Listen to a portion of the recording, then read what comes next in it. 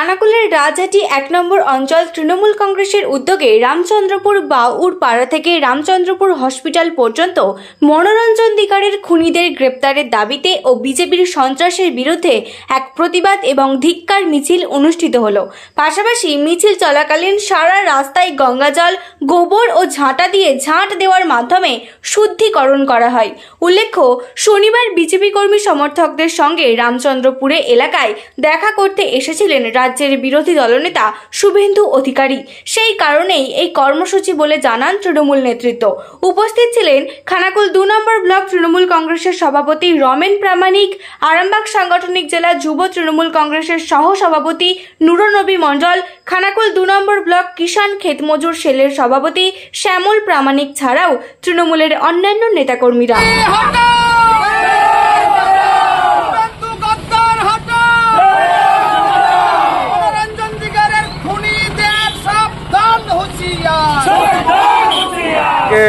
এসেছিল আমাদের গদ্দার একটা দল বদলু, সেই গদ্দার এসেছিল এই রাস্তা দিয়ে এসেছে বড় বড় ডায়লগ মেরে অনেক মানুষকে প্রতিশ্রুতি দিয়েছিল নাকি সনাতন ধর্মের উনি প্রতিষ্ঠাতা।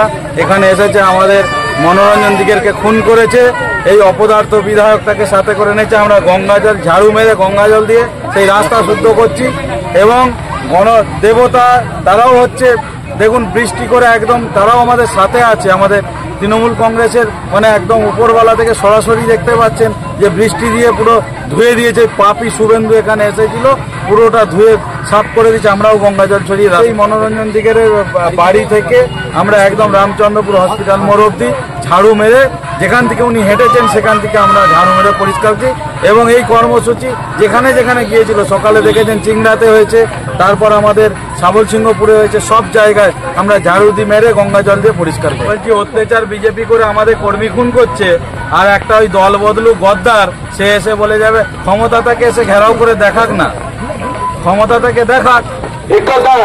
আমি বলছি ওনার ক্ষমতাটাকে এসে দেখাক না, ও দল বদলু কি বলছেন না বলছেন, হ্যাঁ ও আমাদের দেখার দরকার নেই। উনি অনেক বলেছিলেন নাকি 35টা সিট পাবেন, ও পোকার পার করে দিয়েছে।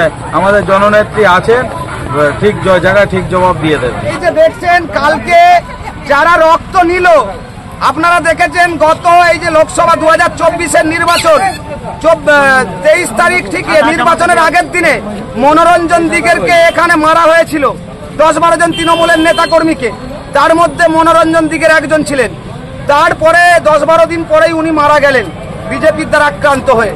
আর কালকে দেখলাম কি একটা বিচিত্র একটা নাট্যানুষ্ঠান দেখলাম রামচন্দ্রপুরে। যারা খুন করলো বিজেপি, সেই বিজেপির রক্তে রঞ্জিত সেই দূষিত বিজেপি নেতা গদ্দার শুভেন্দু অধিকারী কালকে রামচন্দ্রপুরে এসে খুনিদেরকে সাহস দিয়ে যাচ্ছেন, অক্সিজেন দিয়ে যাচ্ছেন, খুনিদেরকে উৎসাহিত করছেন যাতে আরো খুন করে।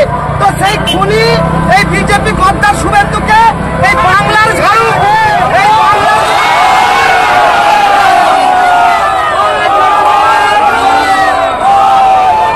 পবিত্র গঙ্গা জল এনেছি আর ঝাড়ু মেরে রাস্তা পরিষ্কার করছে এই গদ্দার শুভেন্দু যেখানে যেখানে গেছে।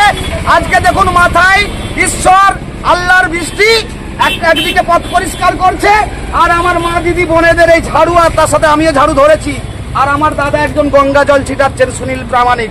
আজকে এই যে গঙ্গা জল দিয়ে পবিত্র করছি রামচন্দ্রপুরের মাটিতে যারা দূষিত করেছে, তারা খুন করলো, তারাই আবার এসে অক্সিজেন দিচ্ছে। এখানে কিসের সন্ত্রাস? সন্ত্রাস তো বিজেপি করেছে, এখানে খুন করেছে বিজেপি, আবার বিজেপি এসে বলছে সন্ত্রাস হয়েছে।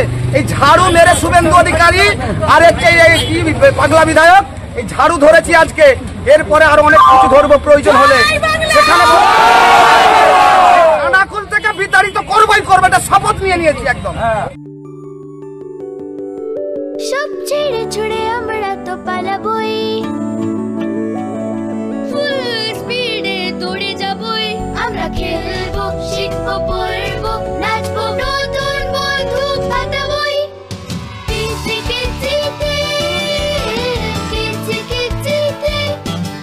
বাচ্চাদের কিডজি থেকে দূরে রাখা অসম্ভব। কিডজি, ইন্ডিয়ার ফেভারিট প্রি স্কুল।